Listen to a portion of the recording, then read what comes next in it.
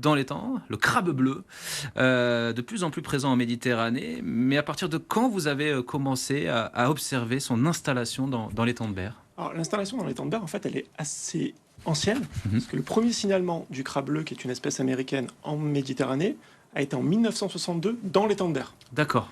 Mais depuis, il vivotait, on le voyait quasiment plus dans l'ensemble de la Méditerranée. Et depuis 5-6 ans, il y a eu une explosion de ce crabe à l'échelle de la Méditerranée, et notamment dans l'étang de Berre depuis 3 ans. Comment on explique qu'il y ait une prolifération comme ça?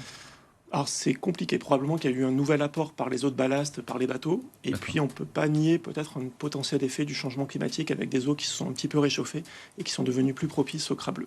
Pourquoi ce crabe bleu pose autant de problèmes à l'écosystème local? Alors il pose des problèmes à l'écosystème parce qu'il est très vorace, il a Oui. une capacité Oui, de mordre. il a l'air très énervé, ce crabe. Il est assez énervé, assez vorace, on dit qu'il peut couper un doigt, il est Oui. capable avec ses pinces de couper des doigts, de couper les filets des pêcheurs, et surtout il est très opportuniste. Donc il va aller manger directement les poissons dans les filets des pêcheurs, un petit peu tout, et surtout il a un gros impact sur l'économie de pêche Eh oui. à l'échelle de la Méditerranée et donc dans l'étang. Donc, quelles sont les actions qu'on met en place, que le JPREP notamment met en place pour lutter contre sa prolifération, justement? Alors, plusieurs volets. D'abord, un volet scientifique, essayer de Mhm. mieux comprendre justement la prolifération du crabe et son cycle de vie pour essayer d'avoir ensuite des actions qui sont plus ciblées. Mhm. C'est la première étape, vraiment développer le côté scientifique. Un deuxième volet qui est mettre en place des pêches de régulation, travailler avec les pêcheurs pour essayer de faire des pêches, pour essayer d'en enlever le maximum du système. Et puis le dernier volet, c'est travailler sur la valorisation. Parce qu'on parle du crabe bleu, son nom scientifique c'est Calinectes sapidus. Sapidus, ça vient de sapidité, ça D'accord. veut dire qu'il est goûteux, qu'il est très bon. Et donc l'idée, c'est de le valoriser pour essayer de le faire découvrir aux gens, pour le Donc, on peut le pêcher. manger, on peut le Il faut consommer. le manger, Il faut le manger. il En faut le grande manger, quantité, en plus, si possible. si possible, et surtout auprès des pêcheurs locaux de l'étang ou d'ailleurs de la Méditerranée, mais principalement de l'étang, parce que tout ce qu'on va manger, ça va être une incitation pour les pêcheurs pour en pêcher encore plus, et c'est ce qu'il y aura moins dans le système. Et qui Donc, en va fait, être les valorisé. pêcheurs vont un petit peu se réorienter en quelque sorte pour pêcher ce crabe durablement. S'il y a une filière de Oui, valorisation derrière, s'il n'y a d'accord. pas de filière, il va continuer à proliférer et à détruire leur filet. On Donc sait- il on s- faut travailler sur ça. Ça a le même goût que les crabes qu'on mange, ou c'est encore meilleur? Normalement, les tourteaux, par exemple. Alors certains disent que c'est meilleur. D'accord, Honnêtement, oui, il est assez fin, d'accord. assez goûteux et surtout très très charnu, donc ça vaut le coup.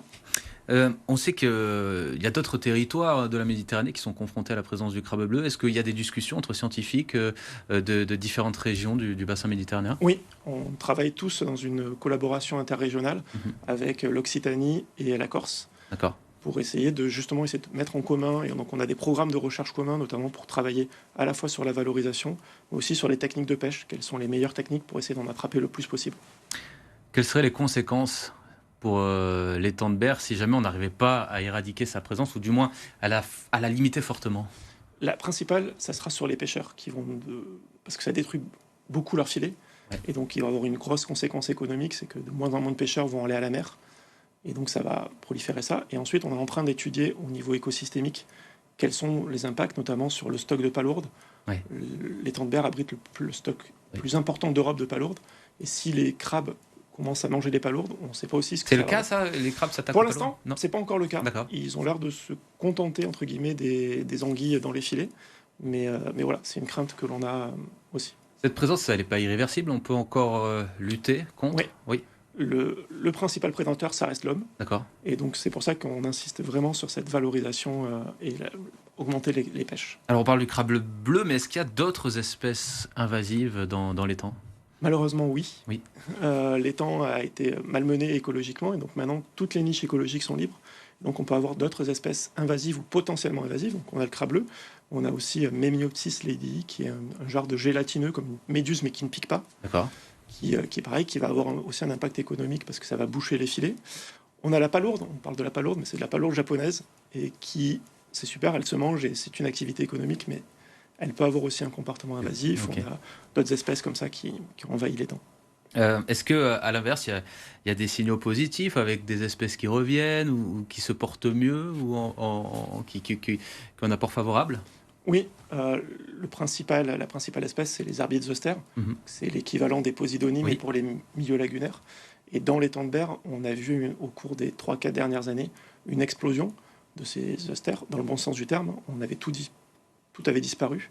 Et là, on est passé de 8 à 75 hectares en 5 ans, et avec des actions de restauration écologique, avec des plantations d'herbiers aussi, qui ont les meilleurs succès en Europe. Donc on est assez fiers de ça. Donc il y a double objectif, double priorité pour le futur, hein, pour l'étang de Berre, c'est préserver évidemment ses côtés positifs et continuer cette lutte et trouver donc une filiale pour le crabe bleu. C'est un des objectifs. Et en ce sens, les politiques vous suivent, vous aident pour mettre en place un marché, une économie. Oui, on a un engagement fort sur tout ce qu'on fait au niveau scientifique. On est à la fois financé par l'Europe et par la région, notamment sur le marché de valorisation, où on essaye de travailler avec des filières locales pour essayer de mettre en place des filières de soupe, par exemple, ou de vente à quai pour le crabe. Donc on est soutenu au niveau local.